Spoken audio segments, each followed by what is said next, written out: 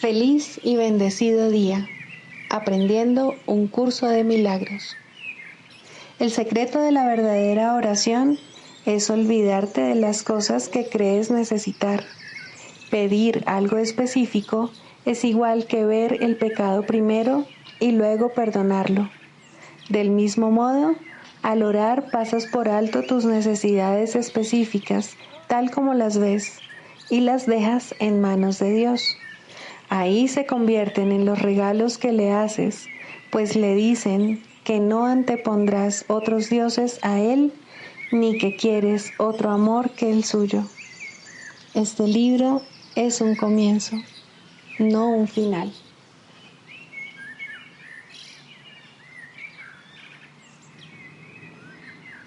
Del prefacio, que postula, párrafo 10.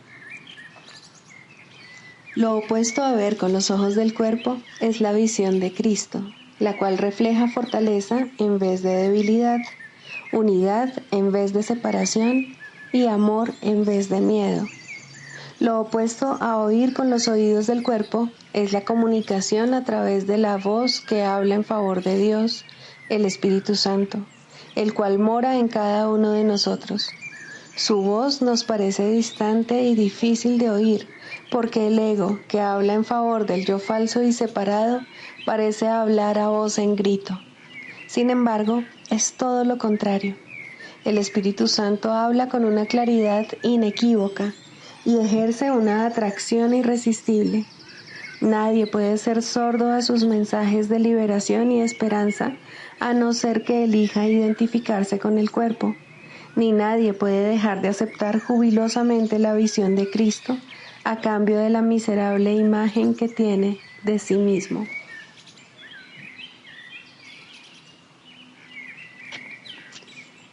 Introducción. Este es un curso de milagros. Es un curso obligatorio. Solo el momento en que decides tomarlo es voluntario. Tener libre albedrío no quiere decir que tú mismo puedas establecer el plan de estudios. Significa únicamente que puedes elegir lo que quieres aprender en cualquier momento dado. Este curso no pretende enseñar el significado del amor, pues eso está más allá de lo que se puede enseñar. Pretende, no obstante, despejar los obstáculos que impiden experimentar la presencia del amor, el cual es tu herencia natural. Lo opuesto al amor es el miedo, pero aquello que todo lo abarca no puede tener opuestos. Este curso puede, por lo tanto, resumirse muy simplemente de la siguiente manera. Nada real puede ser amenazado. Nada irreal existe. En esto radica la paz de Dios.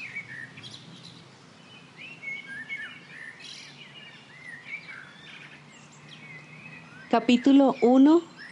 El significado de los milagros. Primero, principios de los milagros. Principio 5. Los milagros son hábitos y deben ser involuntarios. No deben controlarse conscientemente. Los milagros seleccionados conscientemente pueden proceder de un falso asesoramiento.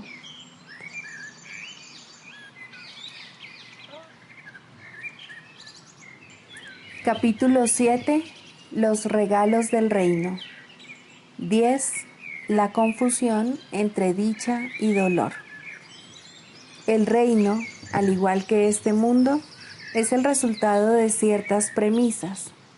Puede que hayas llevado el razonamiento del ego a su conclusión lógica, que es una confusión total con respecto a todo. Si realmente vieses lo que resulta de ese razonamiento, lo repudiarías. La única razón por la que pudieras desear algún aspecto de lo que resulta de ese razonamiento es que no alcanzas a ver su totalidad. Estás dispuesto a examinar las premisas del ego, pero no su conclusión lógica. ¿No sería posible que hubieses hecho lo mismo con las premisas de Dios? Tus creaciones son la conclusión lógica de sus premisas. El pensamiento de Dios las ha establecido para ti. Se encuentran exactamente donde les corresponde estar, y donde les corresponde estar es en tu mente, como parte de tu identificación con la suya. Sin embargo, tu estado mental, así como el reconocimiento por tu parte de lo que se encuentra en tu mente, dependen de lo que crees acerca de ella. Sean cuales sean estas creencias, constituyen las premisas que habrán de determinar lo que aceptes en tu mente. No cabe duda de que puedes aceptar en tu mente lo que no se encuentra en ella, así como también negar lo que sí se encuentra en ella. Sin embargo, aunque puedes negar la función que Dios mismo le encomendó a tu mente a través de la suya, no puedes evitar su expresión. Esa función es la conclusión lógica de lo que eres.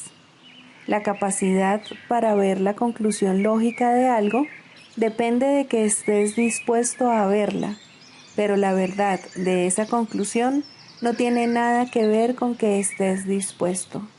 La verdad es la voluntad de Dios. Comparte su voluntad y estarás compartiendo su conocimiento. Niega que su voluntad sea la tuya y estarás negando su reino y el tuyo. El Espíritu Santo te dirigirá solo a fin de evitarte dolor. Obviamente nadie se opondría a este objetivo si lo reconociese. Mas el problema no estriba en si lo que el Espíritu Santo dice es verdad o no, sino en si quieres escucharle o no. No puedes reconocer lo que es doloroso, de la misma manera en que tampoco sabes lo que es dichoso, y, de hecho, eres muy propenso a confundir ambas cosas. La función primordial del Espíritu Santo es enseñarte a distinguir entre una y otra.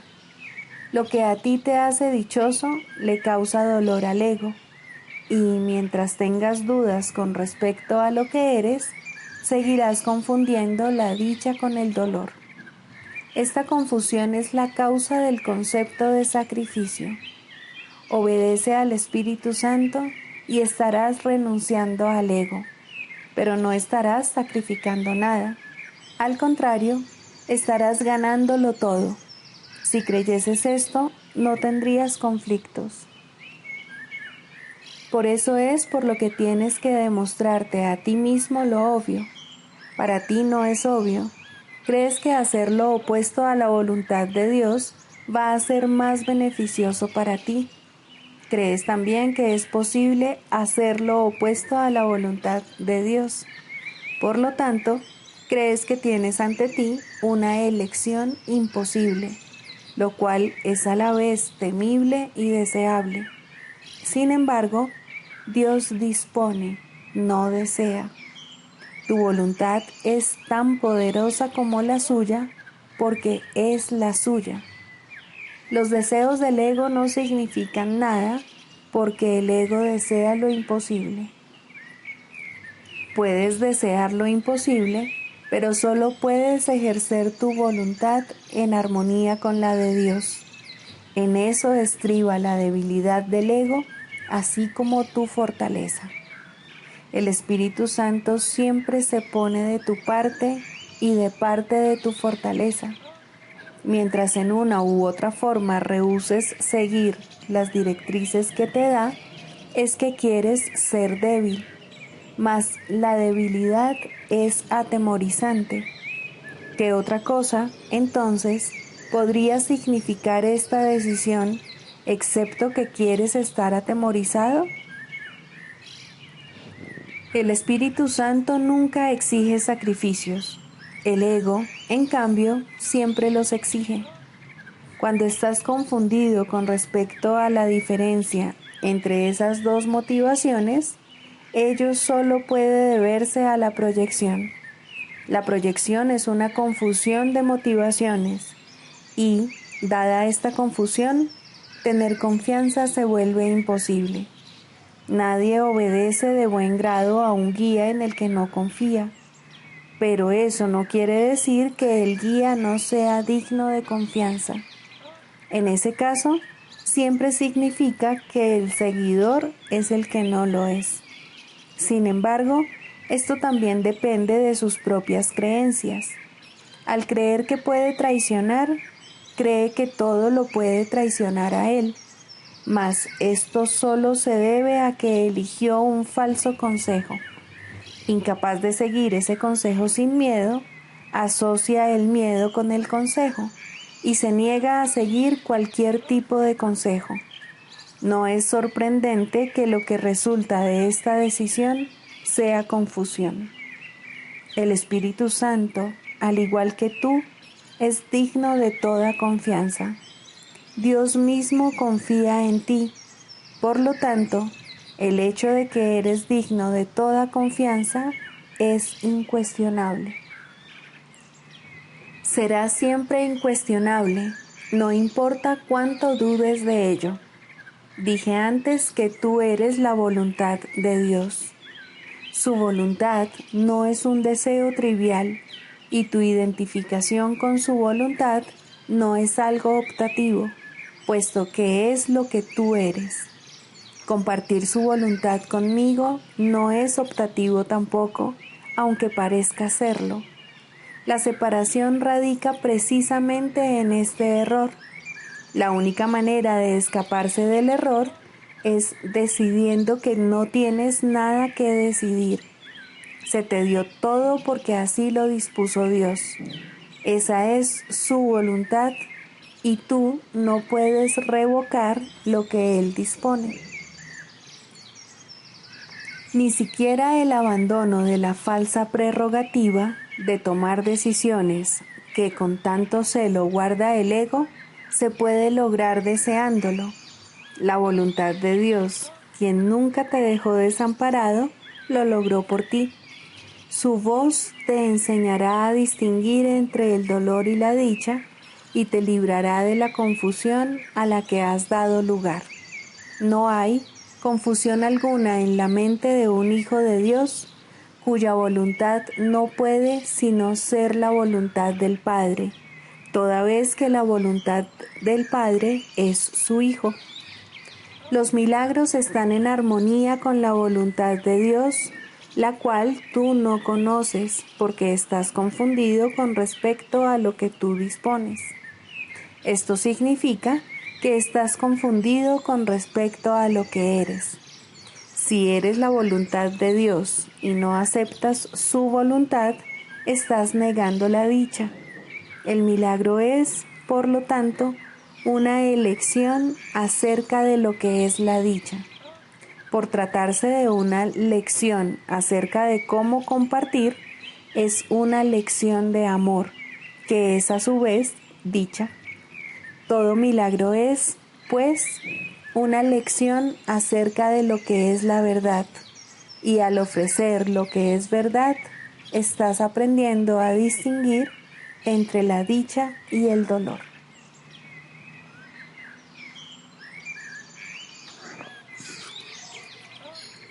¿Qué es la salvación? La salvación es la promesa que Dios te hizo de que finalmente encontrarás el camino que conduce a Él, y Él no puede dejar de cumplirla. Garantiza que al tiempo le llegará su fin, al igual que a todos los pensamientos que se originaron en Él. La palabra de Dios se le concede a toda mente que cree tener pensamientos separados, a fin de reemplazar esos pensamientos de conflicto con el pensamiento de la paz. El pensamiento de la paz le fue dado al Hijo en el mismo instante en que su mente concibió el pensamiento de la guerra. Antes de eso, no había necesidad de ese pensamiento, pues la paz se había otorgado sin opuestos y simplemente era. Una mente dividida, no obstante, tiene necesidad de curación. Y así, el pensamiento que tiene el poder de subsanar la división pasó a formar parte de cada fragmento de la mente que seguía siendo una, pero no reconocía su unidad. Al no conocerse a sí misma, pensó que había perdido su identidad. La salvación es un deshacer en el sentido de que no hace nada, al no apoyar el mundo de sueños y de malicia. De esta manera, las ilusiones desaparecen.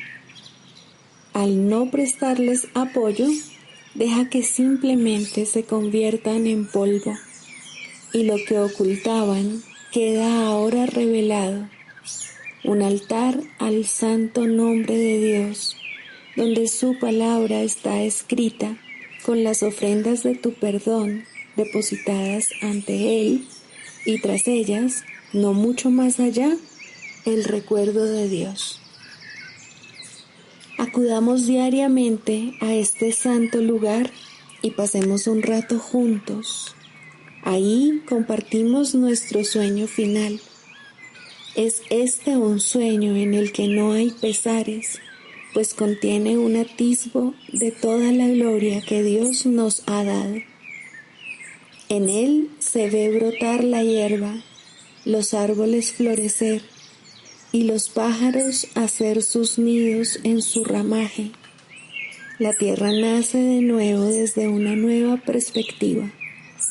La noche ya pasó y ahora nos hemos unido en la luz. Desde ahí le extendemos la salvación al mundo, pues ahí fue donde la recibimos.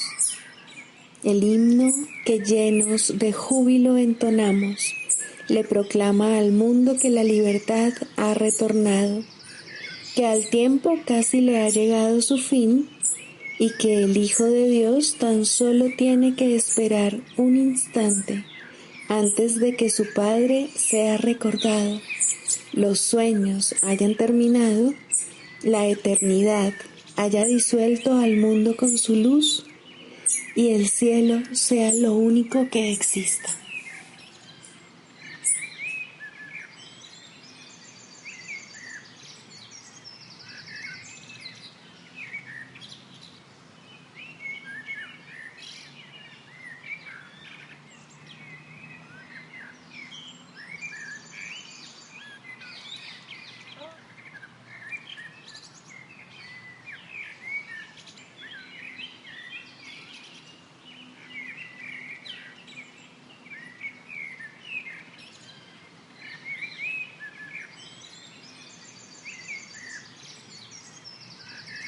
Lección 233. Hoy le doy mi vida a Dios para que Él la guíe. Padre, hoy te entrego todos mis pensamientos. No quiero quedarme con ninguno de ellos. En su lugar, dame los tuyos. Te entrego asimismo todos mis actos, de manera que pueda hacer tu voluntad, en lugar de ir en pos de metas inalcanzables y perder el tiempo en vanas imaginaciones. Hoy vengo a ti, me haré a un lado y simplemente te seguiré. Sé tú el guía hoy, y yo el seguidor que no duda de la sabiduría de lo infinito, ni del amor cuya ternura no puedo comprender, pero que es, sin embargo, el perfecto regalo que tú me haces. Hoy nos dirige un solo guía, y mientras caminamos juntos, le entregamos este día sin reserva alguna. Este es su día, y por eso es un día de incontables dones y de infinitas mercedes para nosotros.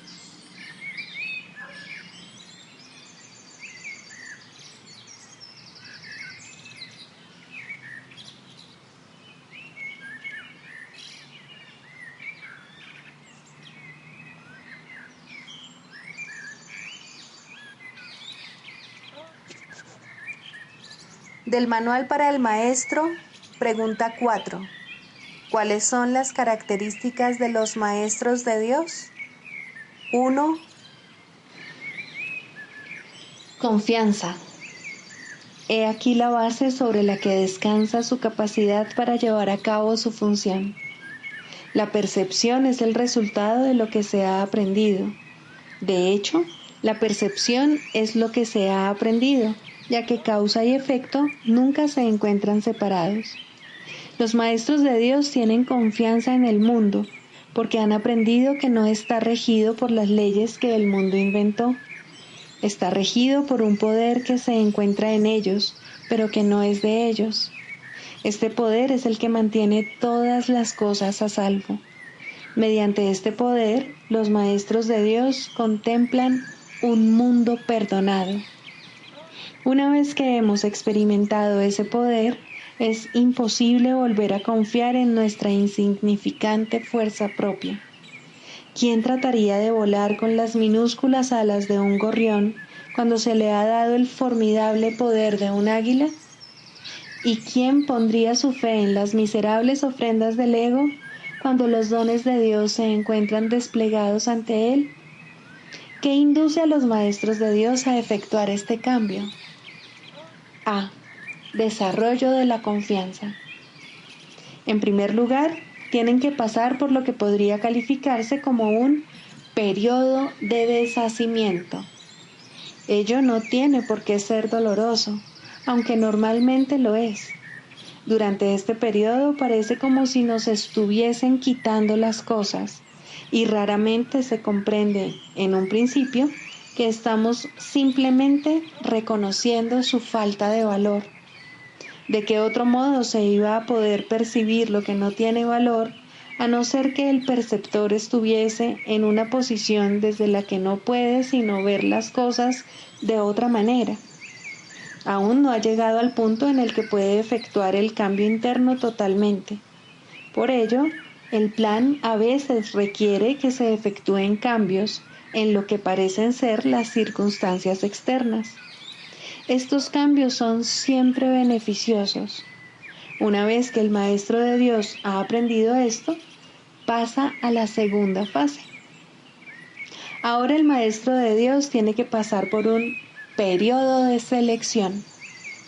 Este periodo es siempre bastante difícil, pues al haber aprendido que los cambios que se producen en su vida son siempre beneficiosos, tiene entonces que tomar todas sus decisiones sobre la base de si contribuyen a que el beneficio sea mayor o menor. Descubrirá que muchas cosas, si no la mayoría de las que antes valoraba, tan solo obstruyen su capacidad para transferir lo que ha aprendido a las nuevas situaciones que se le presentan. Puesto que ha valorado lo que en verdad no vale nada, no generalizará la lección por temor a lo que cree que puede perder o deba sacrificar. Se necesita haber aprendido mucho para poder llegar a entender que todas las cosas, acontecimientos, encuentros y circunstancias son provechosos. Solo en la medida en que son provechosos, deberá concedérseles algún grado de realidad en este mundo de ilusiones. La palabra valor no puede aplicarse a nada más. La tercera fase por la que el maestro de Dios tiene que pasar podría llamarse periodo de renuncia. Si se interpreta esto como una renuncia a lo que es deseable, se generará un enorme conflicto. Son pocos los maestros de Dios que se escapan completamente de esta zozobra. No tiene ningún sentido, no obstante, separar lo que tiene valor de lo que no lo tiene, a menos que se dé el paso que sigue naturalmente. Por lo tanto, el periodo de transición tiene que ser un periodo en el que el maestro de Dios se siente obligado a sacrificar sus propios intereses en aras de la verdad.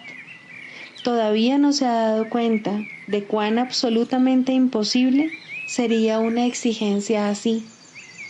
Esto solo lo puede aprender a medida que renuncia realmente a lo que no tiene valor.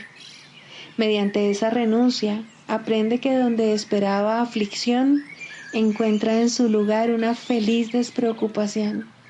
Donde pensaba que se le pedía algo, se encuentra agraciado con un regalo. Ahora llega un periodo de asentamiento. Es este un periodo de reposo en el que el Maestro de Dios descansa razonablemente en paz por un tiempo. Ahora consolida su aprendizaje. Ahora comienza a ver el valor de transferir lo que ha aprendido de unas situaciones a otras.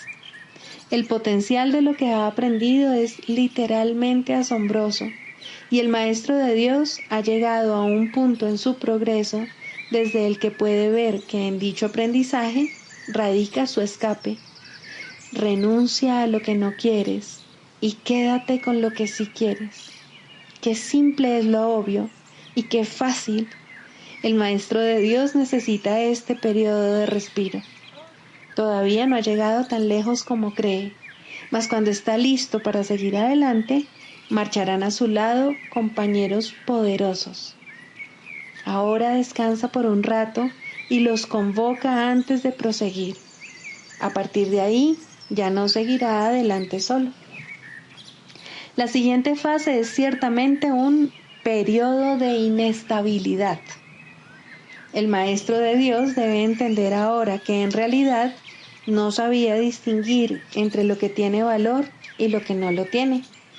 Lo único que ha aprendido hasta ahora es que no desea lo que no tiene valor y que sí desea lo que tiene. Su propio proceso de selección, no obstante, no le sirvió para enseñarle la diferencia. La idea de sacrificio, tan fundamental en su sistema de pensamiento, imposibilitó el que pudiese discernir. Pensó que había aprendido a estar dispuesto, pero ahora se da cuenta de que no sabe para qué sirve estar dispuesto. Ahora tiene que alcanzar un estado que puede permanecer fuera de su alcance por mucho, mucho tiempo.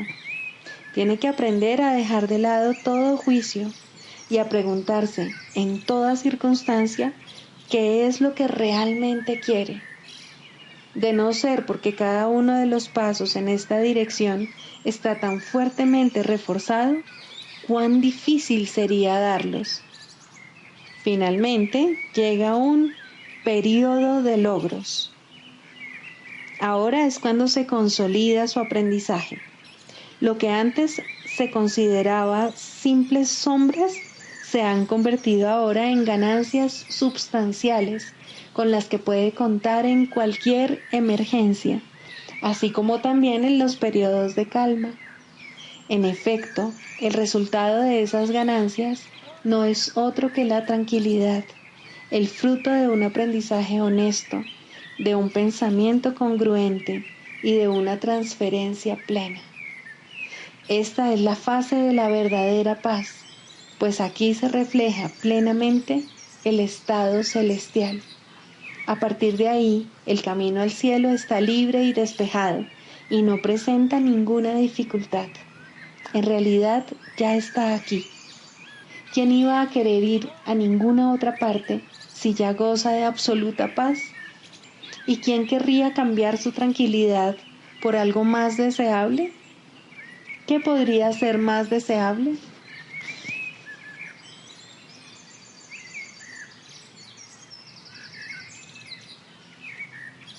Manual para el maestro, pregunta 21. ¿Qué papel juegan las palabras en el proceso de curación? Estrictamente hablando, las palabras no juegan ningún papel en el proceso de curación.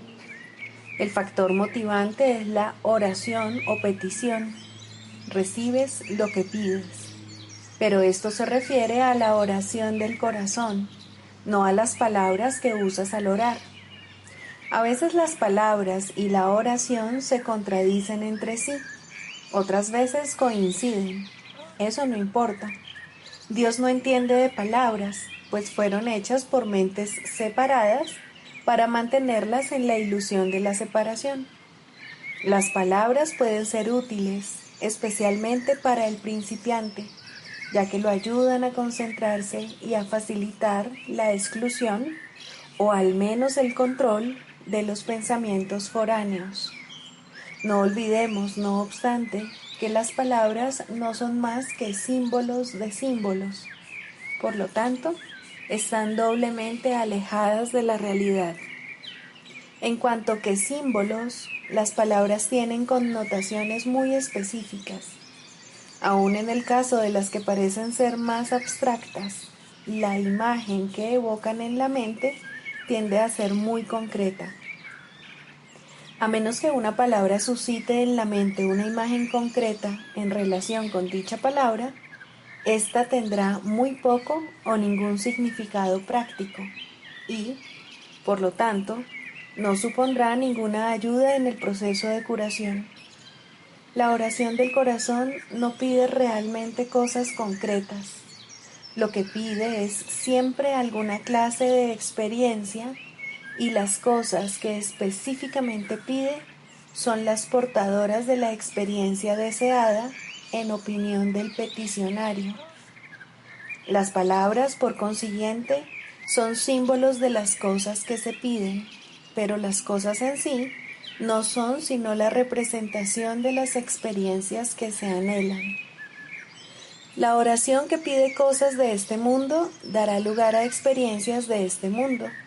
Si la oración del corazón pide eso es lo que se le dará, porque eso es lo que recibirá. Es imposible entonces que en la percepción del que pide, la oración del corazón no reciba respuesta. Si pide lo imposible, si desea lo que no existe, o si lo que busca en su corazón son ilusiones, eso es lo que tendrá. El poder de su decisión se lo ofrece tal como él lo pide. En esto estriba el cielo o el infierno. Al Hijo durmiente de Dios solo le queda este poder, pero es suficiente. Las palabras que emplea son irrelevantes. Solo la palabra de Dios tiene sentido, ya que simboliza aquello que no corresponde a ningún símbolo humano. Solo el Espíritu Santo comprende lo que esa palabra representa, y eso también es suficiente. Debe evitar, entonces, el Maestro de Dios el uso de las palabras cuando enseña. Por supuesto que no. Son muchos a los que aún es necesario acercarse por medio de las palabras, ya que todavía son incapaces de oír en silencio. No obstante, el Maestro de Dios debe aprender a utilizar las palabras de otra manera. Poco a poco aprenderá a dejar que las palabras le sean inspiradas, a medida que deje de decidir por sí mismo lo que tiene que decir.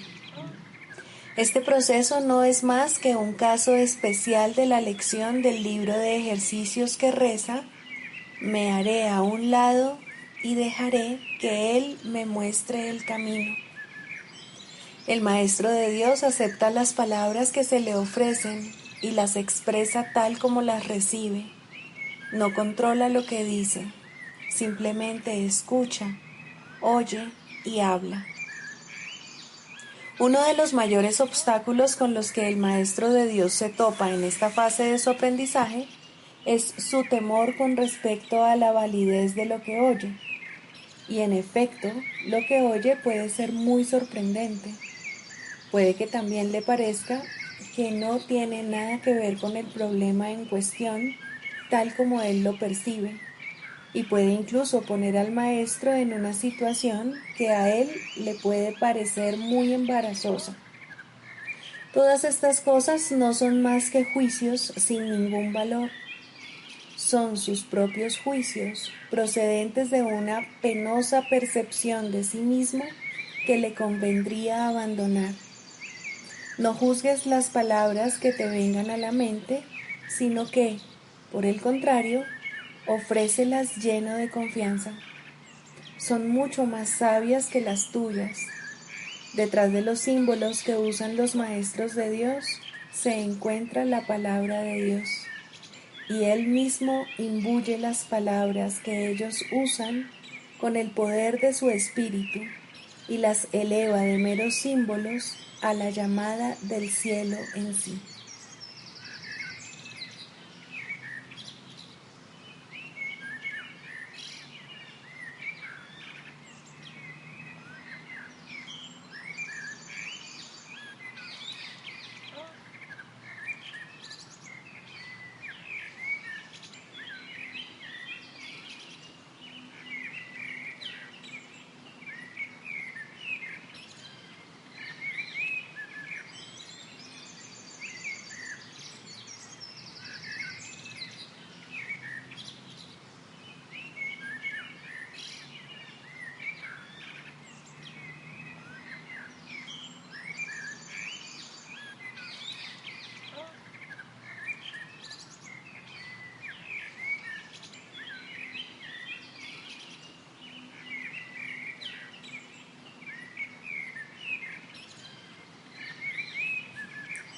Manual para el maestro.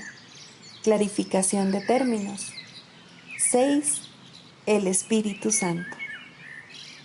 Jesús es la manifestación del Espíritu Santo, a quien Él invocó para que descendiese sobre la tierra después de su ascensión al cielo, es decir, después de haberse identificado completamente con el Cristo, el Hijo de Dios tal como Él lo creó. Al ser el Espíritu Santo una creación del único Creador y al crear junto con Él y a su semejanza o espíritu, es eterno y nunca ha cambiado. Fue invocado para que descendiese sobre la tierra en el sentido de que entonces se hizo posible aceptarle y escuchar su voz. Su voz es la voz de Dios y, por lo tanto, ha adquirido forma. Dicha forma no es su realidad, la cual solo Dios conoce junto con Cristo, su verdadero Hijo, quien es parte de Él. Al Espíritu Santo se le describe a lo largo del curso como aquel que nos ofrece la respuesta a la separación y nos trae el plan de la expiación, al asignarnos el papel especial que nos corresponde desempeñar en dicho plan y mostrarnos exactamente en qué consiste.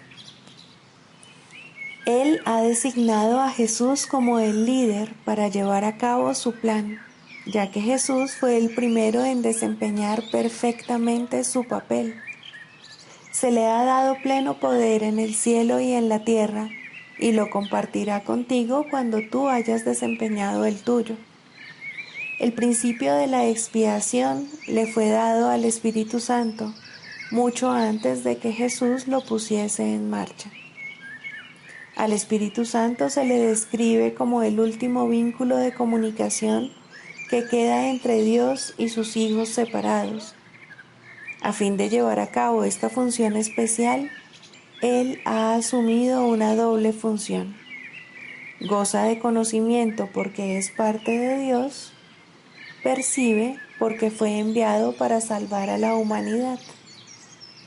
Él es el gran principio corrector, el portador de la verdadera percepción, el poder intrínseco de la visión de Cristo.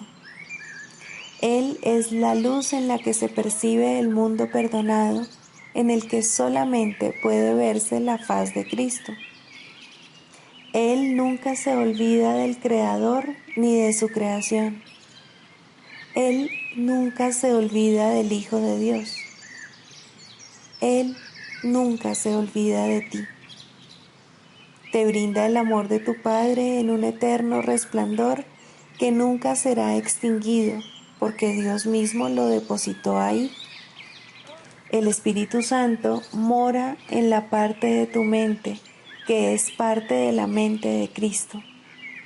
Él representa a tu ser y a tu Creador, quienes son uno. Habla por Dios y también por ti, ya que está unido a ambos. Por consiguiente, Él es la prueba de que ambos son uno solo. El Espíritu Santo parece ser una voz pues de esa forma es como te comunica la palabra de Dios. Parece ser un guía por tierras lejanas, pues esa es la clase de ayuda que necesitas. Y también parece ser cualquier cosa que satisfaga las necesidades que creas tener. Pero Él no se engaña cuando te percibes a ti mismo atrapado por necesidades que no tienes. De ellas es de las que quiere liberarte. De ellas es de las que quiere ponerte a salvo. Tú eres su manifestación en este mundo. Tu hermano te invoca para que seas su voz junto con él. Por sí solo no puede ser el ayudante del Hijo de Dios, pues por sí solo no tiene ninguna función. Pero unido a ti es el resplandeciente Salvador del mundo, cuyo papel en la redención de éste tú has completado. Él te da las gracias a ti y a tu hermano, pues te elevaste con Él cuando Él empezó a salvar al mundo, y estarás con Él cuando el tiempo haya cesado y ya no quede ni rastro de los sueños de rencor en los que bailabas al compás de la exangüe música de la muerte, pues en su lugar se oirá el himno a Dios por unos momentos más.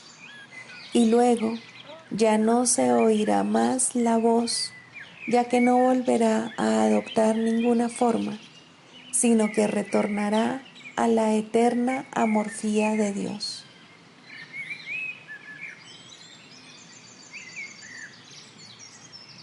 Sigamos a Jesús haciendo del perdón algo tan natural como respirar y algo tan vital como el aire. Amén.